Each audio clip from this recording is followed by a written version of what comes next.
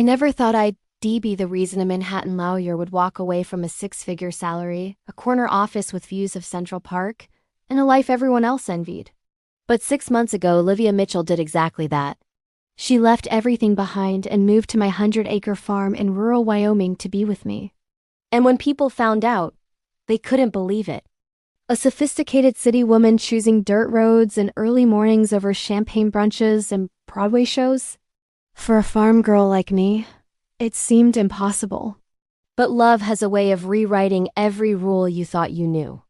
My name is Sam Thornton, and I've lived on this land my entire 29 years. My grandparents built this farm from nothing. My parents expanded it, and when they retired to Florida 3 years ago, they left it to me. I grow organic produce, raise chickens and goats, and sell everything at local markets and through a small CSA program. It's hard work, the kind that leaves you exhausted and satisfied in equal measure. I never expected anything more from life in this land, these animals, and the quiet satisfaction of watching things grow. I definitely never expected someone like Olivia. We met at the worst possible time. It was late July, the height of growing season, and I was at the farmer's market in Jackson at 6 in the morning, setting up my booth. I was dirty, exhausted, and nursing my third cup of terrible coffee when I noticed her. She stood out like a diamond in a coal mine. Designer sunglasses pushed back on her head, linen blazer despite the heat, and an expression that said she was very far from home.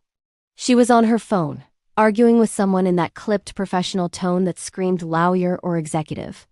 When she finally hung up, she looked around like she had just landed on another planet. She wandered over to my booth, picked up a tomato, and asked if it was organic. Her nails were perfectly manicured, her hands soft and unmarked. I told her everything I grew was organic, pesticide-free, and about 1,000 times better than whatever she'd find in a grocery store. She smiled at that, a real smile that transformed her entire face, and asked what else I'd recommend. We talked for 20 minutes about vegetables, which should have been boring but somehow wasn't. She asked intelligent questions, listened carefully to my answers, and bought more produce than one person could reasonably eat in a week. The next Saturday, she came back. And the Saturday after that. By the 4th week, I learned her name was Olivia. She was from New York, and she was in Wyoming on an extended vacation trying to figure out her life. She'd been working 90-hour weeks at a corporate law firm for 8 years and had finally burned out so completely that her therapist insisted she take a leave of absence. So she rented a cabin outside town for 3 months to decompress and figure out what she actually wanted from life. I found myself looking forward to Saturdays in a way I never had before. Olivia would show up right when I opened, buy her vegetables, and then linger at my booth, talking about everything and nothing. She told me about New York, about the pressure and the politics and the exhaustion of constantly performing. I told her about the farm, about the satisfaction of working with my hands and watching seeds become food. We were from completely different worlds, but somehow the conversations flowed easily. It was Olivia who asked if she could visit the farm. She said she wanted to see where her food actually came from, to understand the process. I said yes without thinking, and the following Tuesday she drove up in her rented SUV, looking both excited and nervous. I showed her everything. The greenhouse, the fields, the chicken coop, the goat pen. She asked a million questions, took photos of everything, and laughed with pure delight when one of my goats tried to eat her shoelace. Watching her discover my world felt like seeing it through new eyes. We ended up on my porch as the sun set, drinking iced tea and talking until the stars came out. She told me more about her life in New York, how she'd been engaged to a man named Bradley who her parents adored, a fellow lawyer from the right family with the right connections. But she'd broken it off 6 months before the wedding because she couldn't shake the feeling that she was living someone else's life. She'd known since college that she was attracted to women, but she'd never acted on it. It was easier to date men, to fit the mold her family expected, to not rock the boat. Breaking off that engagement had been her first act of rebellion, and it had cost her. Her parents were furious. Her mother didn't speak to her for 3 months. Her colleagues gossiped. But she'd done it anyway, and then she'd promptly had a breakdown from the stress of everything, which is how she ended up in Wyoming. I understood that feeling more than she knew. Growing up gay in rural Wyoming wasn't easy. There were no pride parades, no queer community centers, no visible role models. I dated a few women over the years, always keeping it quiet, always feeling like I was living in the margins.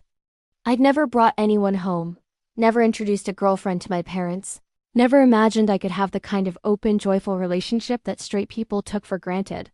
But sitting there with Olivia, something shifted.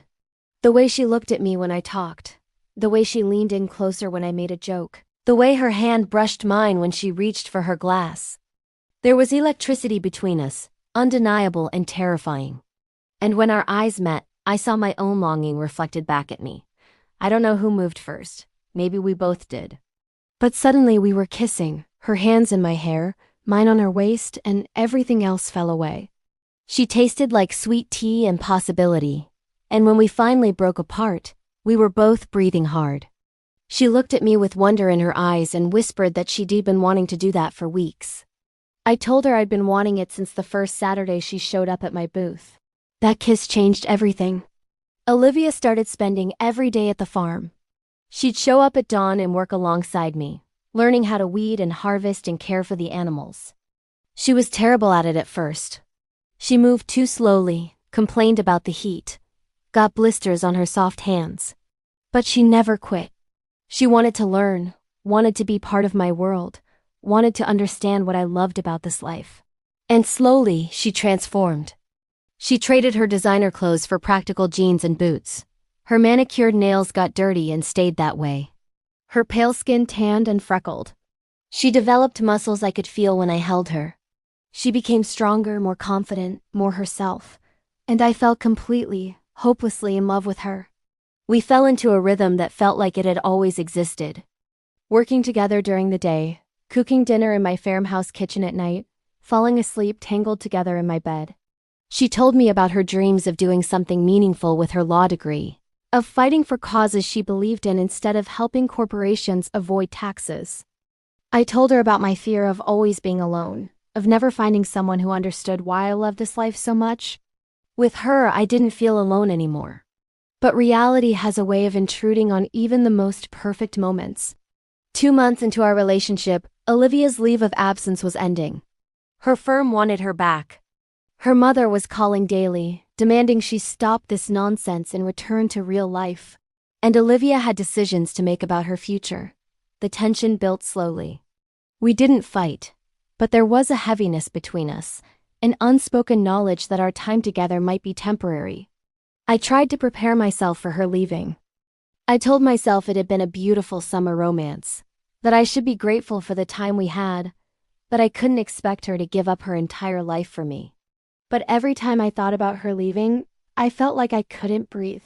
The breaking point came on a Sunday morning. We were in the kitchen making breakfast when Olivia's phone rang. It was her mother, and I watched Olivia's face close off as she answered. Her mother's voice was loud enough that I could hear it from across the room. She was telling Olivia that she'd arranged an interview with another firm, a better firm, one that would welcome her back with open arms. She needed to return to New York immediately. This farm nonsense had gone on long enough. Olivia hung up without committing to anything, but I could see the conflict in her eyes. She came from a world I couldn't imagine, where six-figure salaries were normal and corner offices were expected. What did I have to offer her? A farmhouse that needed repairs, early mornings and hard work, a life that most people viewed as quaint at best. How could I ask her to give up everything for this? For me? I told her she should go back. I told her I understood, that I'd known from the beginning this was temporary, that she shouldn't throw away her career for a summer romance. But as the words left my mouth, I was dying inside. She looked at me like I'd slapped her, and then she started crying. She told me she'd been trying to find the courage to say something for weeks. She didn't want to go back to New York. She didn't want her old life, her old job, her old expectations. For the first time in her entire 34 years, she felt like she could breathe. She felt like herself. And that was because of me, because of this farm, because of the life we built together. She'd been researching rural law practices, environmental law firms, nonprofits that needed legal help. She'd been saving money, making plans, imagining a future here. But she'd been afraid to tell me, afraid I'd think she was crazy, afraid I'd tell her she was giving up too much. I pulled her into my arms and held her while we both cried. I told her I loved her, that I'd been terrified to say it, that I wanted her to stay more than I'd ever wanted anything. And she told me she loved me too, that she was choosing this life, choosing me, choosing the person she wanted to be instead of the person everyone expected her to be. The next day, Olivia called her firm and officially resigned. She called her mother and told her the truth. That she was gay, that she was in love with a woman, and that she was staying in Wyoming. Her mother hung up on her. Her father sent a curt email saying they were disappointed. Her brother called to tell her she was throwing her life away. But Olivia stood firm. She was done living for other people. She found remote legal work consulting for environmental nonprofits, handling contract reviews and policy analysis online.